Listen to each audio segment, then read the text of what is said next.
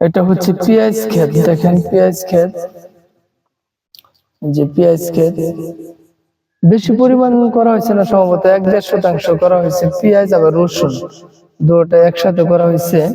এই যে রসুনটা এতটুকু বড় হয় না এখন পর্যন্ত, রসুনটা এতটুকু বড় হয় নাই আসলে।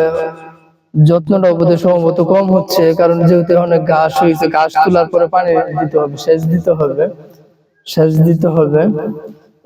সাইডে রসুন, এইটুকু রসুন আর এইটুকু পেঁয়াজ দিছে, আবার সাথে দেখেন যে দিছে সরিষা কিছু হালকা সরিষা দিয়েছে, অল্প অল্প।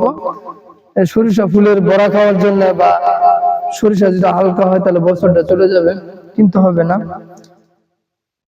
যে এটা হলো আপনার পেঁয়াজ, এটা হলো রসুন, দুইটা একসাথে